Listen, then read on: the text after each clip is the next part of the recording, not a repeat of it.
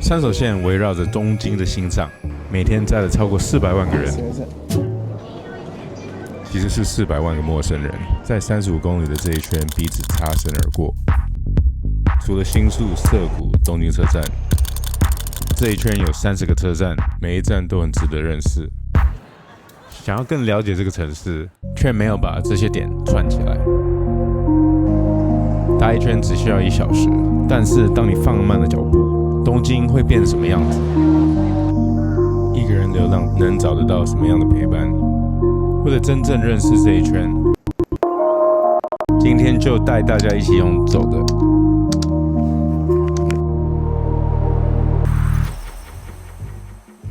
走山手线不只是需要脚力，也需要稳定的网路。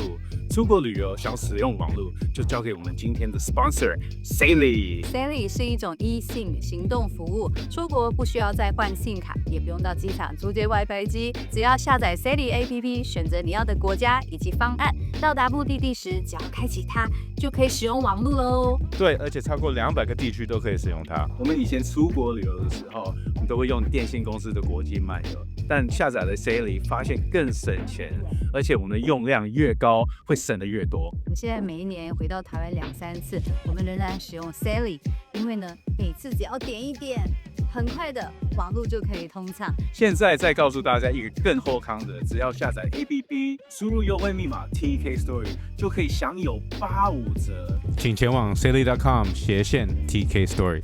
也谢谢 Sally sponsor 我们今天的影片。好了，拜拜。因为签证的关系，跟家人分开1个月。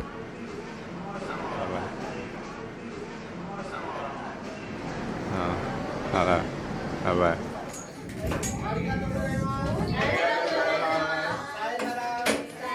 对，我们第一站叫做苏嘎莫。如果山手线是一个时钟的话，这就是12点最北边的站。这边就像哈拉吉库，但是是给阿嬷阿公的哈拉吉库。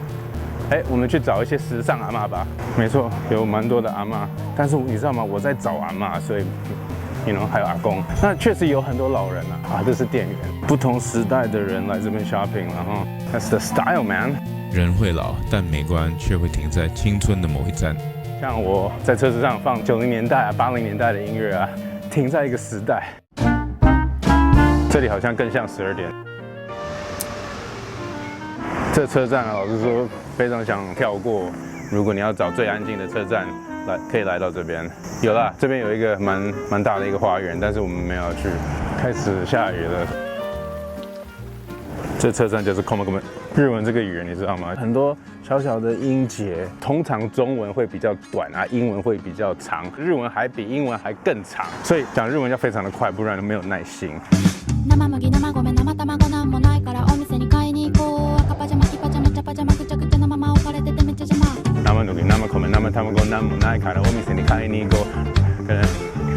That took me one day。对，我们到了塔巴塔这个车站，可以讲什么呢？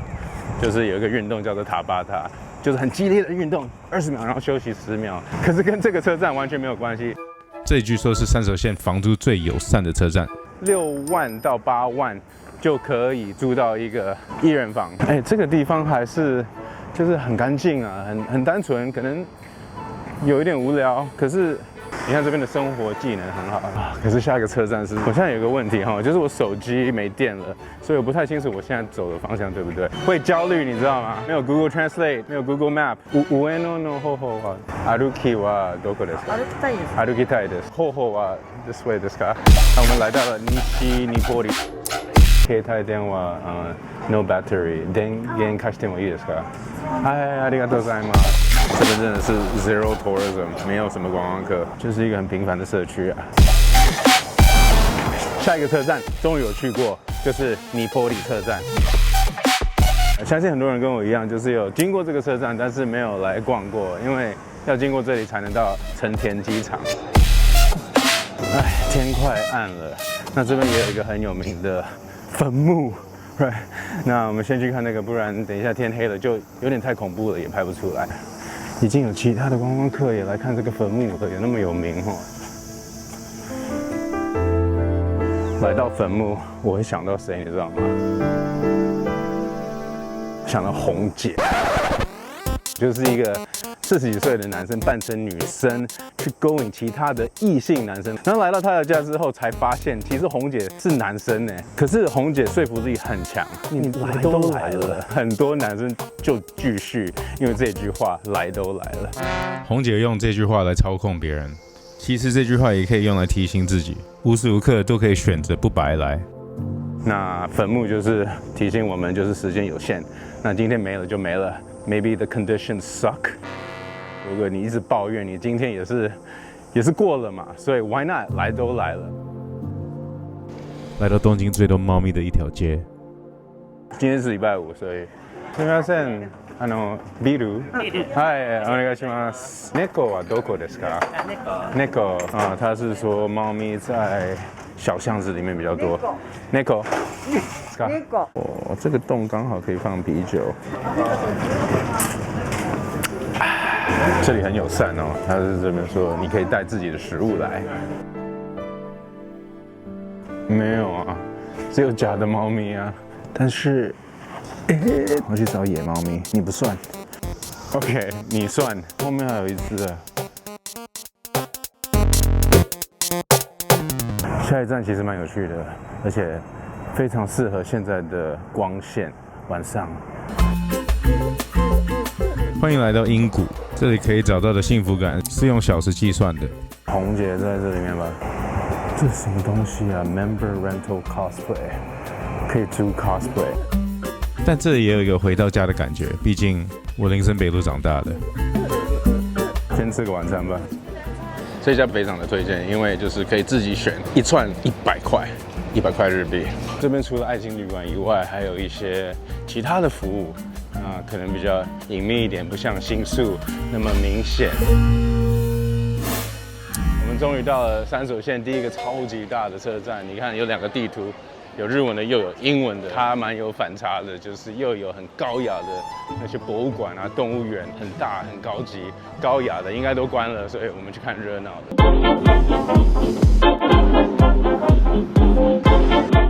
在日本吃东西的心得就是很不容易瘦下来。要瘦最大的一个原则就是每天要吃一样的，你就可以规律。但是这边诱惑实在是太多了。哦，杰拉西，这边有很多的二手店，也变比较安静了一点。东京唯一可以杀价的地方。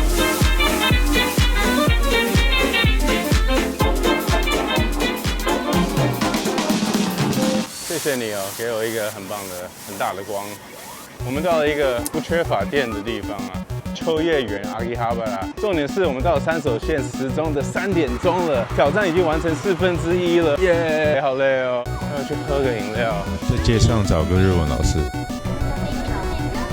哎，開けてほしい。哎，待って開けてほしい。在一个孤独的城市，当然也会有陪伴的服务。この中に写真大丈夫ですか？チェキで写真撮るのなら大丈夫です。哦お金払わないと撮れないです。后面这些女仆咖啡厅卖的就是给你当主人的感觉。女の子のドリンクが啊，そうですね。2200可以喝到饱。但是呢，如果要学日文的话，有人陪你喝酒，那又要买1瓶香槟，1万，也有2万块的香槟，所以这样有点惊人呢。看有没有价钱更友善的。Very nice cafe. Wow, delicious, delicious, muy, muy cute. So, 美味しい。不好意思，我只能拍自己。那目前没有人理我。但是那边有一个妹子在拍自己的 YouTube， 好像是一个直播，她在吃东西给她的观众看，然后另外那个在跟客人聊天。其实我一直以为不能拍他们是因为是隐私的关系，其实不能拍他们的原因是因为要钱。例如请他们表演要1500，想拍下来又要加个2000。我可能还要留一点钱住宿因为今天可能回不了家，我要花2个钟头坐电车回家。我应该是要在这边找个网咖吧。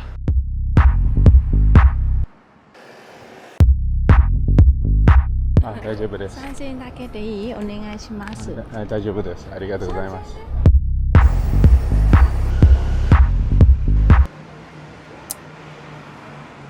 这边有一个20小时，24个小时，是一个网咖，还可以住宿。cool。シャワーありました。シャワーはあるんですけれども。Register with member card。如果在东京错过最后一班电车，可以找24小时的澡堂或网咖。夏天走一整天，最重要的是可以洗澡。这边还可以洗衣服 ，nice。可以洗澡的地方，洗好了，非常的基本，只是什么都有。我房间到了 ，Thank you。哎呀，这是什么？哦，还有 VR 哎。除非你按这个钮，它才让你开。万一有地震怎么办？你在哪里？啊？我在一个网咖，有一个电脑，然后椅子，就这样。好多房间哦，就是 Salaryman 赶不上最后一班电车，就来这边了。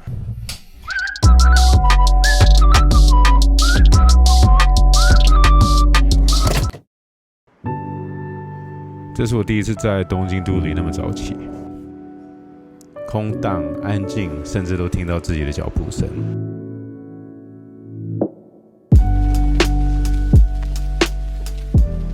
周末早上的东京车站就像一个鬼城，但这种宁静只会存在几个小时。10点一到，观光客就准时涌进来。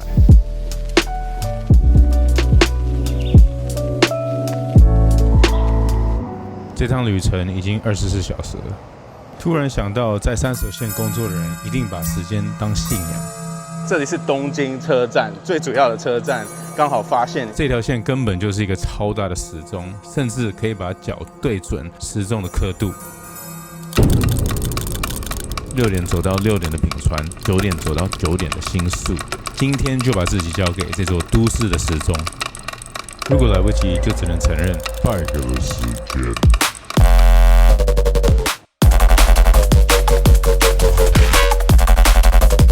这段的牙门都是深，一直到2站后都在桥上。